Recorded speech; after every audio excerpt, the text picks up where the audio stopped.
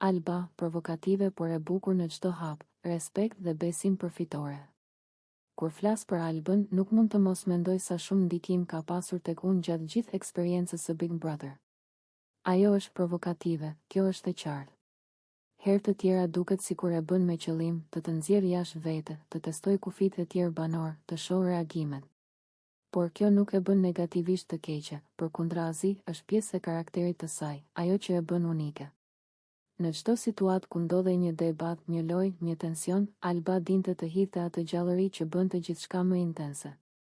Dhe unë, për habin time, e kuptova se nuk është thjesht provokim pa kuptim. Ka një mënyrë për të treguar kush është, si të testoj sinqeritetin tënd dhe si të sfidoj për t'u bërë më i mirë. Unë gjithmonë kam qenë i sinqert, kur dikush më provokon, unë reagoj. Por me Albën nuk bëja vetëm reagim, unë jepja më shumë se sa merrja. Dhe kjo është ajo që e bëri gjithçka më të veçantë. Nuk ishte lojë pushteti, nuk ishte strategji e ftohtë. Ishte një sfidë emocionale, një duel tërheqjeje dhe dhurimi. Unë e jepja më shumë se sa marrja, sepse e respektoj dhe e kuptoj. Respekti im ndaj saj nuk ka të bëjë vetëm me atë që shes sy më sy, por edhe me mënyrën se si ajo i ka kaluar situatat, si ka qëndruar e fortë përballë çdo situate të vështirë dhe si e ka mbajtur dinjitetin. Çdo bisedë me të, çdo debat, çdo moment ku ajo ma kalonte kufit dhe provokonte, e bëri udhëtimin ton më të bukur, një rrugëtim ku mësova më shumë për durimin tim, për reagimet e mia dhe për vlerësimin e njerëzve të tjerë. Isha gjithmonë i hapur ndaj saj, edhe kur sfidat ishin të mëdha. E di që ka ditë kur nuk je e sigurt se si do të përfundoj, kur situata të lodh, kur provokimet të hedhin jashtë balancës. Por Alba është e fortë, e ditur, e sigurt në vetvete dhe gjithmonë e qartë se çfarë dëshiron. Dhe kjo e bën lojën tërheqëse dhe njerëzit rreth saj më të zgjuar, më të vëmendshëm dhe më të kujdesshëm. Ndërsa shikoj atë itet kaluese, fillova të kuptoj se çdo provokim i saj kishte një arsye. Nuk është për të sulmuar ose për t'i bërë dëm dikujt, është mënyra e saj për të nxjerrë më të mirën nga të gjithë, për të matur energjinë, për të ndërtuar momentet e pabesueshme të lojës. Për mua, çdo hap i saj ishte një sfidë dhe një mundësi për të mësuar diçka më shumë.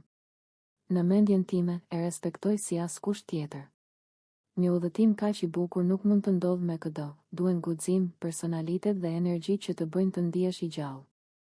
Dhe Alba ka të gjitha këto. Për këtë arsye, edhe pse ndonjëherë më provokonte dhe më nxirrte jashtë vete, unë e shikoja gjithmonë me admirim dhe respekt. Besimi im për të nuk është i vogël.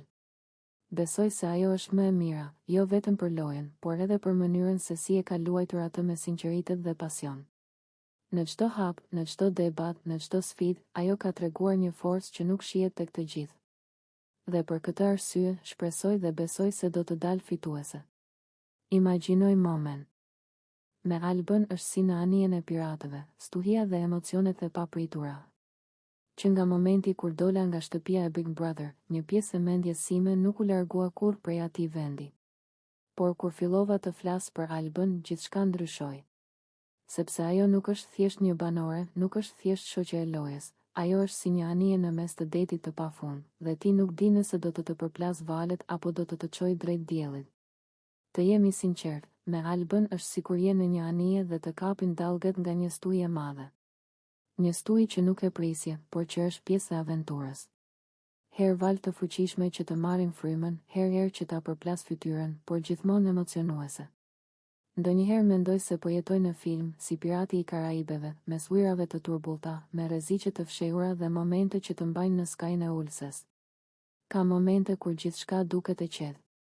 Ne qeshim, flasim, ndjejmë se gjithçka është normale. Albën e kupton si njëri i zgjuar, i drejtë dhe i qetë.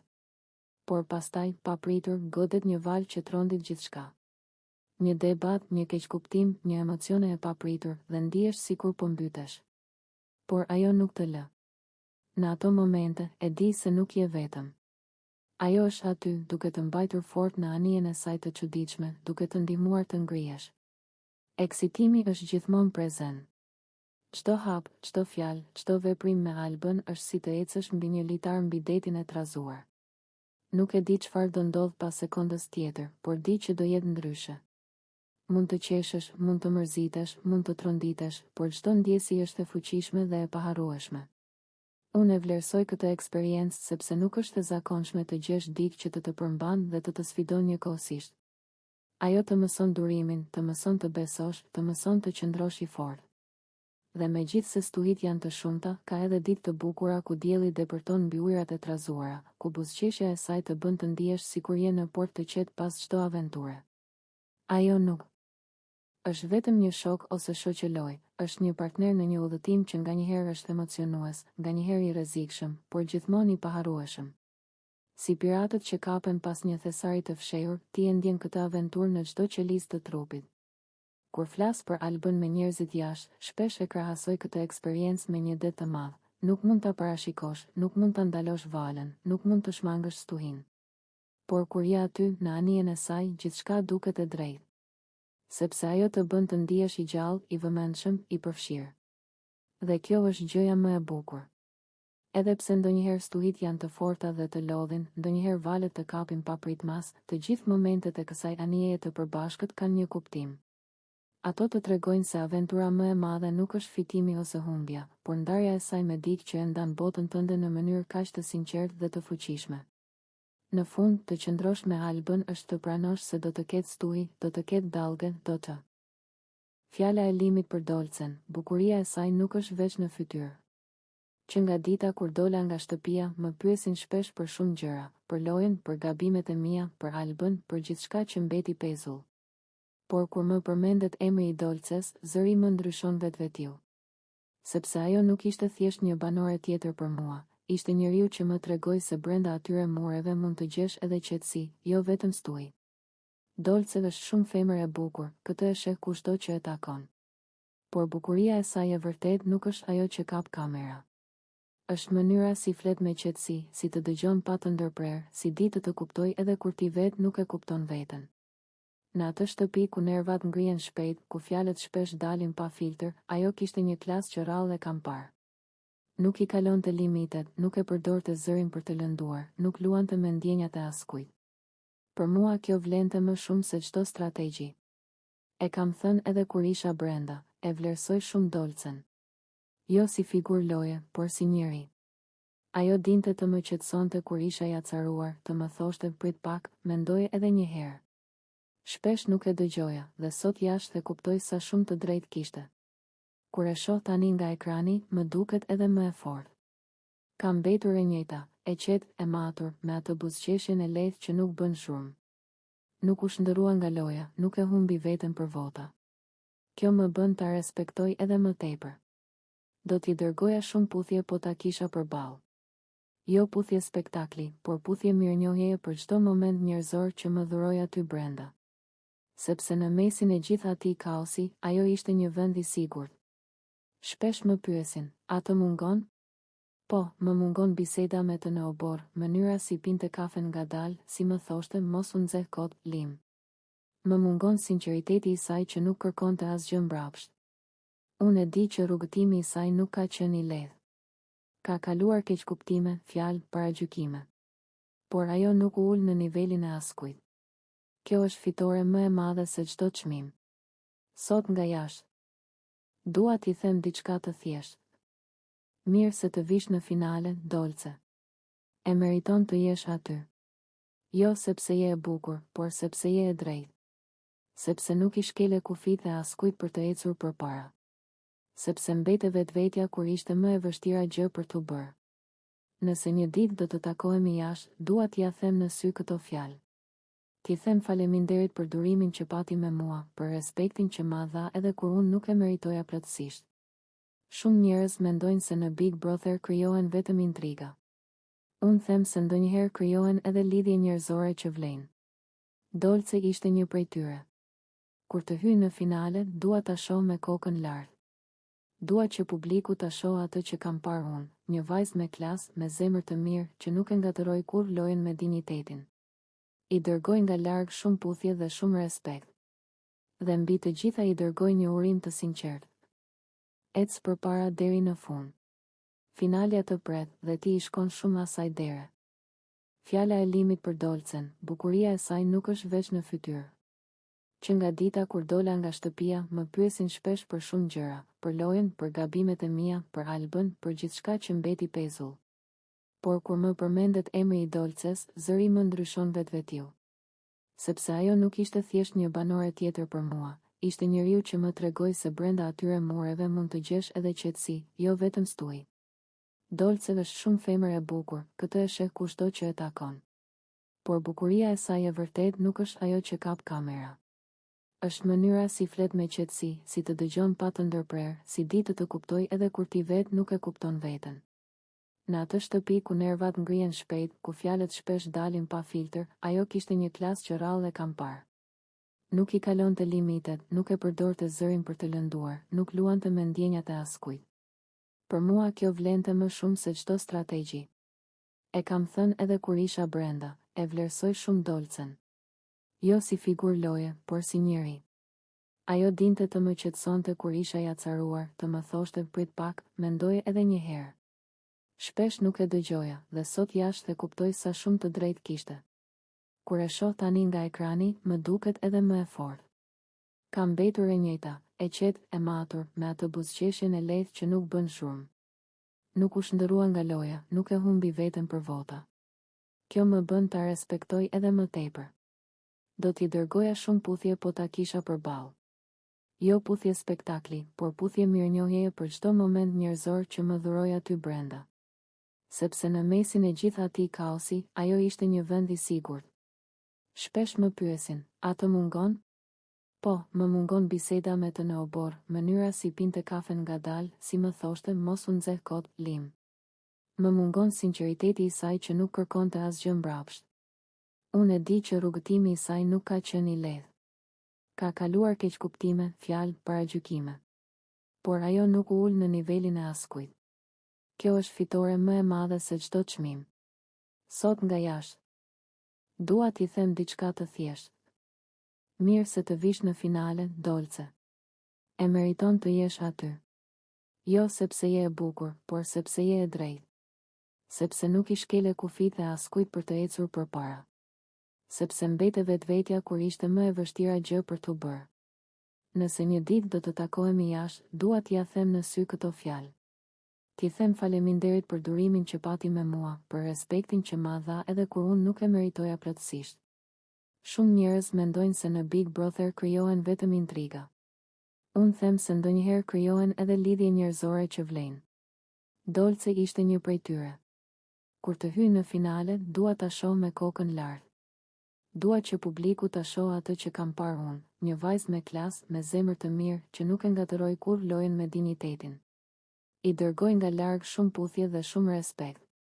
Dhe mbi të gjitha i dërgoj një urim të sinqert. Ec përpara deri në fund. Finalja të pret dhe ti i shkon shumë asaj dere. Hija pas derës së hapur, kush po e largon vërtet Limin nga Big Brother Kosova? Largimi i Limit nuk ishte thjesht një dalje nga loja. Ishte një enigmë e lënë për gjysmë, një fjali e thënë me gjysmë zëri dhe një derë që u mbyll pa shpjegim të plotë. Në shtëpi dhe jashtë saj lindi pyetja që ende nuk ka përgjigje, kush po e largon Limin? Kur ai doli para banorëve dhe tha se kishte lënë një shënim jashtë, se nëse ndodhte ajo gjë do duhej të dilte menjëherë, të gjithë menduan për diçka familjare, për një arsye personale. Por më pas erdhen fjalët që trazuan ujërat. Kur ti biesh derës time, hyr vetëm nëse ke fituar. Ndryshe jo. Kjo fjali nuk i drejtohej askujt tjetër përveç Albës. Dhe aty nisën të gjitha dyshimet. Apo e largon produksioni për arsye që nuk bëhen publike? A është presion nga jashtë, nga familja e tij? A është një strategji e Limit për t'u kthyer në mbështetësin më të madh të Albës jashtë mureve? Askush nuk e di me siguri. Në shtëpi versionet janë të shumta. Disa banorë mendojnë se produksioni ka ndërhyrë pas tensioneve të vazhdueshme rreth tij. Të tjerë besojnë se Limi vetë ka kërkuar daljen, i lodhur nga pesha emocionale që mbante prej javësh. Por ajo që e bën historinë më të ndërlikuar është lidhja e tij me Albën. Një raport plot përplasje, xhelozi, afrim dhe largim. Një histori që nuk u sqarua kurrë deri në fund. Kur ai tha se do ta mbështes nga jashtë, shumë e lexuan si deklaratë dashurie të fshehur. Të tjerë si kusht të ashpër, fito që të kesh vend pranë meje. Alba mbeti e ngrirë kur e dëgjoi. Nuk qau, nuk foli gjatë, vetëm përshpëriti. Unë luaj për veten. Por sytë e saj tregonin tjetër gjë. Produksioni nuk dha shpjegim të detajuar. Dhe sa më shumë heshtje, aq më shumë teori. Në rrjetet sociale u krijuan dy kampe, ata që besojnë se Limi u shtyr të largohej dhe ata që mendojnë se po ndërton një strategji të madhe jashtë për ta bërë Albën fituese. Fjalët e tij tingëllonin si amanet. Do të jem jashtë duke të parë. Por dua të vish. Fituese. A është kjo dashuri apo kontroll? Mbështetje apo kusht?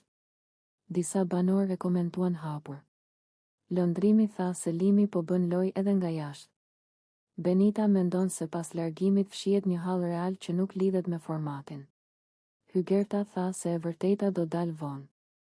Ndërsa Alba mbeti në mes të kësaj stuhje. Çdo hap i saj tani shihet në hijen e Limit. Çdo nominim, çdo debat, çdo buzëqeshje lidhet me pyetjen, apo luan për vete apo për premtimin ndaj tij? Nata kur ai doli nga dera kryesore dukej si sken filmi. U kthye edhe një herë dhe tha: Mos harroni kush jeni. Por syt I kishte vetëm te Alba. Mbase ai po largohet për ta mbrojtur nga vetja e tij. Mbase po ikën për t'i hapur rrugë.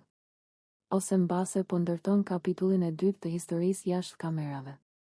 E vërteta mbetet pezull. Big Brother ka parë shumë largime, por pak kaq të paqarta. Limi nuk la pas vetëm valixhen, la një pikpyetje të madhe që rëndon mbi lojën. A do ta ndryshoj kjo rrugëtimin e Albës? A do të kthehet ai në zë? Mos u kthe pa fitore, fjala që e mban njeriu në këmbë. Ka fjalë që peshojnë më shumë se çdo çmim. Fjalë që kur t'i thot dikush I yti, të bëhen si dorë mbi shpinë, si shtytje kur këmbët nuk mbajnë më. Një mesazh I tillë mbërriti në shtëpinë e Big Brotherit, një zë nga jashtë që I tha asaj: "Bëhu e fortë. Mos hajde në shtëpi pa e fituar lojën." Ajo po rrinte në obor, me filxhanin e kafes në dorë, e lodhur nga ditët e gjata, nga debatet, nga malli. Kur zëri I lexoi fjalët, syt ju mbushën me lodh. Ishte sikur dikush nga bota e saj e vërtet kishte hyrë për pak sekonda brenda atyre mureve. Je shumë e mirë. Vazhdo përpara. Jepi edhe ca kilometra të fundit, kanë mbetur pak. Këto fjali nuk ishin thjesht motivim për lojë. Ishin kujtesë se jashtë dikush po e priste, dikush besonte verbërisht tek ajo, edhe kur vet ajo dyshonte. Në atë moment asaj ju kthyen në mendje ditët e para kur kishte hyrë në shtëpi. Frika, pasiguria, ndjesia se ndoshta nuk do t'ja dilte. Sa herë kishte menduar të dorëzohej? Sa herë kishte thënë me vete, nuk jam për këtë vend. Por tani dikush po I thoshte qartë, mos u kthe pa fitore. Fjalët vazhdonin. Kur të vish të shtëpia, dua të vish me fitoren e Big Brother Kosova. Ajo mbylli sytë dhe e pa veten duke kaluar derën e shtëpisë së saj reale, me kupën në dorë, me familjen që e përqafon, me krenarin në sy. Ai imazh ju bë karburant. Banorët e tjerë e panë që ishte prekur. Disa ju afruan dhe e përqafuan. Ata e dinin se sa peshë kanë mesazhet nga jashtë, sidomos kur vinë nga njerëzit e zemrës. Ajo filloi të flasë me zë të ulët. Unë kam ardhur këtu për ta çuar deri në fund. Për veten, për familjen, për ata që më besojnë. Në atë shtëpi të mbyllur, ku emocionet përplasen çdo ditë, një fjali e tillë bëhet si betim. Ajo e ndjeu se nuk ishte më vetëm lojtare, por përfaqësuese e një ëndre. Ditët që pasuan e gjetën më të fortë. Në debate nuk u tërhoq më lehtë. Në sfida nuk u dorëzua. Sa herë lodhej, I kujtoheshin fjalët, jepi edhe ca kil. O metra të fundit. Ajo filloi ta shohë rrugëtimin si maraton, jo si sprint. Çdo mëngjes zgjohej me mendimin se finalja po afrohej. Çdo natë flinte duke I folur vetes, do t'ja dal. Mesazhi nga jashtë u bë si busull. Kur dikush e provokonte, ajo buzëqeshte dhe mendonte për ditën kur do kthehej në shtëpi fitimtare. Kur malli e merrte përfund, I përsëriste vetes se sakrifica ka kuptim. Një mbrëmje, duke biseduar me Benitën, ajo tha: "E di pse nuk dorëzohem. Sepse nuk dua të shkoj në shtëpi me kokën poshtë. Dua të shkoj me trofeun në dorë." Këto fjalë u përhapën në shtëpi. Disa i panë si krenari, disa si guxim, por askush nuk e mohoi vendosmërinë e saj. Big Brotheri të zhvesh, të lodh, të përballë me anët më të vështira të vetes. Por kur dikush të pret jashtë me besim absolut, njeriu gjen forca që as vet nuk e dinte se i kishte. Ajo filloi të numëronte ditët jo me ankth, por me shpresë. Çdo nominim e shite si provë drejt finishit. Çdo lot e kthente në energji. Në një nga ditët. Në Big Brother Kosova ekziston një rregull i pashkruar: mund të luash me strategji, me aleanca, me heshtje, por jo me mendje të hapura për nominime të koordinuara.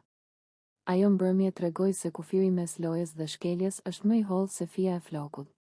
Gjithçka nisi pas dite, kur në obor u krijua jashtëquajturi, treshi për sheshi Heliona, Klodi dhe lëndrimi. Ata po flisnin me zë të ulët, duke hedhur ide se kush duhej nxjerrë në nominim javën e ardhshme. Nuk ishte bisedë e rastësishme, ishte plan i pastër, me emra konkret, me arsyetime, me llogari votash. Kamerat e kapën çdo fjalë. Publiku jashtë e kuptoi menjëherë se po shkelej një nga rregullat më të forta të formatit. Brenda shtëpisë, megjithatë, askush nuk e mendonte se ndëshkimi do të vinte kaq shpejt. Mbrëmja po binte kur zëri i vëllait të madh jehoi në altoparlan. Banor, mblidhuni të gjithë në sallon. Toni i ftohtë nuk paralajmëronte asgjë të mirë. Në tavolinën e mesit qëndronte zarfi i zi, simboli i frikës së çdo banori. Sa po e pan, fytyrat u zbehen. Disa ulën kokën, të tjerë filluan të hamendësonin. Eliona i hodhi një shikim të shpejt Klodit. Lëndrimi kafshoi buzën. Ata e ndjen të parët se stuhia po vinte drejt tyre. Zarfi u hap nga një prej banorëve. Zëri që lexonte dridhej. Vëllai i madh ka vërejtur biseda të koordinuara për nominime, gjë që është ndaluar. Për këtë arsye, banorët Eliona, Klodi dhe lëndrimi shkojnë automatikisht në nominim kokë më kokë. Një heshtje e rëndë mbuloi dhomën. U dëgjua vetëm frymëmarrja e shpejtuar e tre të përmendurve. Banorët e tjerë u panë mes vete, disa me habi, disa me një lloj lehtësimi të fshehtë. Eliona u ngrit e para. Kjo është e padrejtë, tha. Ne thjesht po bisedonim si gjithë të tjerët. Klodi u përpoq të ruante qetësinë, por fytyra e tradhtonte. Nuk kemi bërë plan, kemi dhënë mendime, shtoi ai.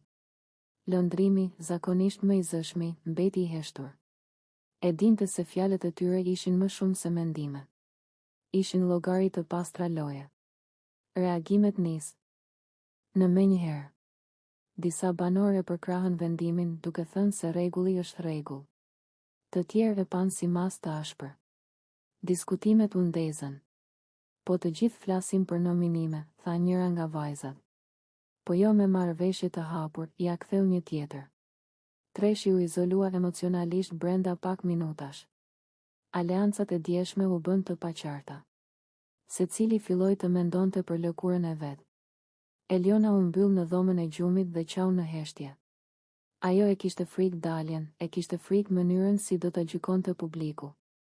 Klodi ul në obor, me duar në kokë, duke përsëritur se kishte bërë gabim që ishte futur në atë bisedë. Lëndrimi shëtiste pa drejtim, herë nervoz, herë i dorëzuar. Shtëpia ndryshoi klim brenda një ore. Misit u vunë në provë. Disa filluan të distancoheshin nga treshja, nga frika se mos ndëshkimi prekte edhe ata. Loja mori një kthes të ftohtë. Më vonë, vëllai i madh thiri sërish. Ky nominim është për të kujtuar se loja luhet individualisht, jo me pazare. Fjalët ranë. Mëngjeset në Big Brother zakonisht zgjohen me shumë filxhanësh, me biseda të përgjumura dhe me shaka të lehta. Por ai mëngjes nuk i ngjante asnjë tjetri. Në dhomën e gjumit drita hyri e zbeth, ndërsa Dolce u ngrit me një ndjesi të çuditshme në trup.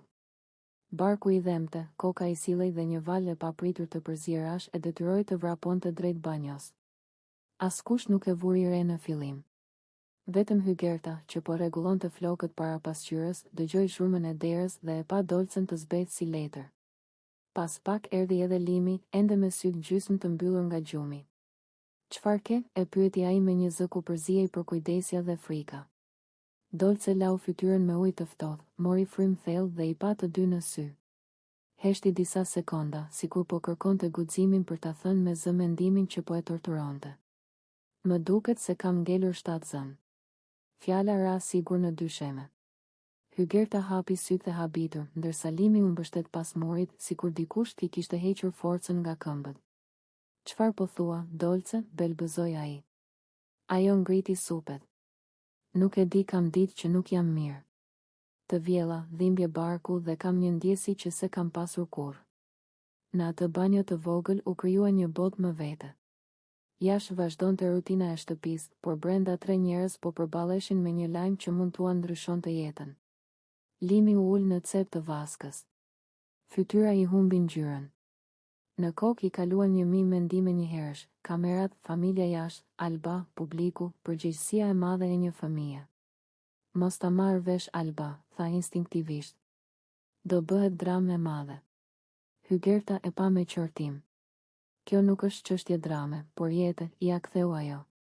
Dolce nuk po mendonte për asnjë lojë. Ajo po prekte barkun me dorë, e trembur dhe e hutuar.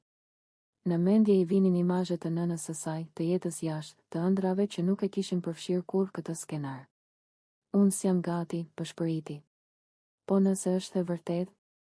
Limi u ngrit dhe u përpoq të duke i fortë. I kapi duart. Do e përballojmë bashkë, tha, edhe pse as vet nuk e besonte plotësisht fjalën që sapo kishte thënë. Zhurma e shtëpisë po afrohej.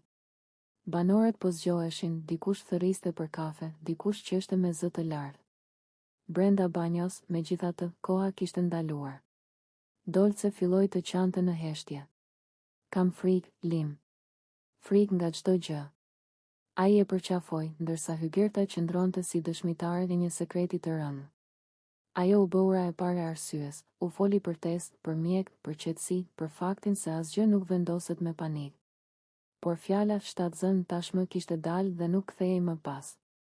Kur dolën nga banjo, shtëpia ju duk tjetër. Çdo shikim i banorëve ju duk i dyshim, çdo kamerë më e afërt se zakonisht. Alba po pinte kafe në obor dhe qeshte me dikë. Limi e pa dhe zemra ju shtrëngua. Si t'ja them asaj, mendoj.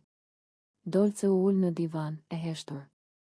Brenda saj po zhvilloi një betejë e madhe, mes frikës dhe një ndjenje të çuditshme butësie për atë mundësi jete. Ajo nuk donte skandal, as dramë televizive. Donte vetë. Në shtëpinë e Big Brother Kosova emocionet shpesh marrin formë të çrregull. Xhelozia vishet si pasion, kontrolli quhet për kujdesje dhe fjalët e ashpra justifikohen me arsyen më të vjetër në botë, e bëj se të dua. Por ka një kufi që nuk mund të ngatërohet me lojën. Ai kufi quhet dhunë.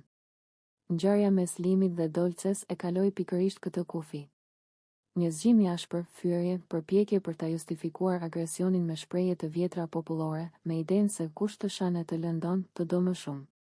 Kjo fjali, e përsëritur për dekada në shoqërinë tonë, u dëgjua sërish dhe tingëlloi po aq e rrezikshme sa gjithmonë. Dolce nuk ishte personazh i një drame, ishte një grua e trembur që u përball me një sjellje poshtëruese në vendin ku duhej të ndihej e sigurt. Trupi i saj u bë terren ku dikush tjetër shkarkoi pasiguri. Sytë e saj të hutuar treguan më shumë se çdo fjalë, dhuna nuk ka asnjë lidhje me dashurinë. Banorët reaguan të tronditur. Disa u përpoqën ta qetësonin situatën, të tjerë e kundërshtuan hapur Limin. Për herë të parë loja u ndal dhe në qendër doli një debat shumë më i madh se nominimet. A kemi ende guxim të quajmë dashuri atë që është poshtërim? Limi u përpoq të mbrojë me fraza që shoqëria i ka ushqyer për vite, se ishte xhelozi, se ishte nerv, se burri e mbron gruan me forcë. Por fjalët e tij nuk gjetën jahon. Dhuna nuk mbrohet dot me folklor. Produksioni ndërhyri jo për të krijuar spektakël, por për të vendosur kufi. Psikologu i shtëpisë foli hapur me banorët për ciklin e abuzimit, fillon me fyerje, vazhdon me kontroll, përshkallëzohet në prekje të dhunshme dhe më pas kërkon falje në emër të dashurisë. Pikërisht ky cikël mban të bllokuara mira gra jashtë atyre mureve. Dolce gjeti zërin e saj disa orë më vonë. Ajo tha qartë. Dashuria nuk më zgjon me frikë. Nuk dua askënd që më ul. Fjalët e saj u bën manifest për shumë gra që po e ndiqnin nga jashtë. Në rrjetet sociale shpërthyen mesazhe mbështetjeje, kujtime personale, histori të hes. Ftura dhune që për herë të parë gjetën guxim të flasin. Kjo ngjarje tregoi se Big Brother nuk është vetëm pasqyrë loje, por edhe pasqyrë shoqërie. Aty u përplasën dy botë, njëra që ende beson se dashuria arsyeton gjithçka, dhe tjetra që thot me zë të lartë se dashuria pa respekt nuk është dashuri. Limi u detyrua të përballet me përgjegjësinë e veprimeve të tij. Të kërkosh falje nuk mjafton kur dike ke trembur. Duhet të pranosh gabimin, të kërkosh ndihmë profesionale dhe të mësosh forma të shëndetshme komunikimi. Kjo është rruga e vetme. Dolce, nga ana tjetër, u kthye në simbol qëndrueshmërie. Ajo refuzoi normalizimin e dhunës dhe tregoi se dinjiteti nuk negociohet. Në atë shtëpi, përtej kamerave, u dha një mësim që vlen për çdo derë jashtë saj. Askush nuk të ha mishin e ta ruan kockën. Kush të lëndon, nuk të mbron, të dëmton. Nata e asaj ngjarjeje mbylli një kapitull iluzionesh dhe hapi një diskutim të domosdoshëm për shoqërinë tonë. Dashuria nuk ka shuplaka, nuk ka fyrje,